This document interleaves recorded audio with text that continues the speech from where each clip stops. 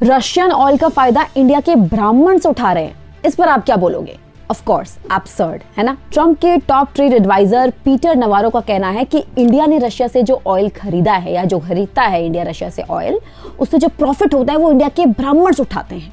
और ये नवारो कोई रैंडम आदमी नहीं है, ये ट्रंप की व्हाइट हाउस के ट्रेड एडवाइजर रह चुके हैं। और उन्होंने सिर्फ कास्ट कार्ड नहीं खेला, उन्होंने ये तक कहा है कि prime minister Modi may be a great leader, but why is he in bed with Xi Jinping and Putin?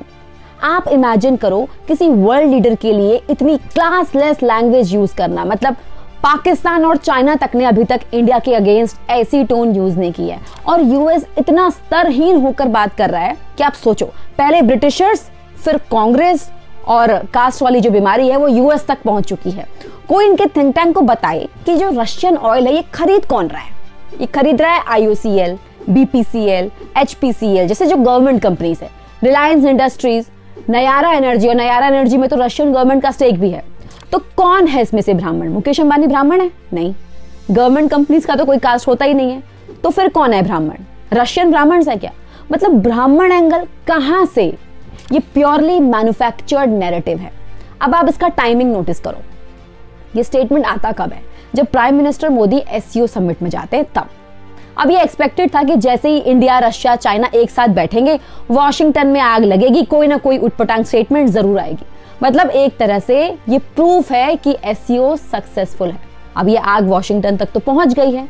अब यूएस की असली फ्रस्ट्रेशन क्या है? फ्रस्ट्रेशन ये कि रशिया से ऑयल लेने तक की बात तो ठीक थी, लेकिन अब इंडिया चाइना रिलेशंस अपग्रेड हो रहे हैं, एक 4 पॉइंट प्लान बन रहा है, बॉर्डर डिस्प्यूट्स रिजॉल्व करने के बाद उन्हें इंटरनेशनल बॉर्डर बनाने की बात चल रही है, फ्लाइट्स रिज्यूम हो रही है, ट्रेड एक्सपैंड हो रहा है, ऐसे कैसे चलेगा? और वर्ल्ड मीडिया भी छाप रही है कि इंडिया और चाइना ने प्लेज किया है कि we will be partners not rivals. तो वॉशिंगटन के लिए ये तो एक डरावने सपने जैसा है।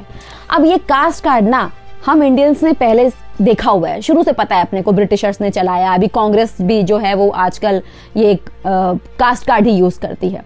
तो जब भी पॉलिसीज पे बात करनी हो, गवर्नेंस पे डिस्कशन हो, एक कास्ट कार्ड थ्रो करो, डिवाइड करो, वोट बैंक बनाओ। और अब वही स्ट्रेटेजी यूएस भी यूज कर रहा है। सिर्फ डिफरेंस ये है कि कांग्रेस कास्ट पॉलिटिक्स से इलेक्शन जीतने की कोशिश करती है, अमेरिका कास्ट पॉलिटिक्स से इंडिया की फॉरेन पॉलिसी तोड़ना चाहता है। अब अमेरिका ना देख रहा है, एक बार ट्राई करके देख रहा है कि भाई एक बार ये बयान देके देखते हैं इंडिया में क्या रिएक्शन होता है, और आगे भी देखना ऐसी स्टेटमेंट यूएस की साइड से आती रहेंगी। पर इंडिया का जवाब क्या होना चाहिए? इंडिया का जवाब क्लियर होना चाहिए कि वी आर इंडियंस और नेशनल इंटरेस्ट सबसे पहले। आपके इस पे क्या ओपिनियन है? कमेंट करके जरूर बताओ।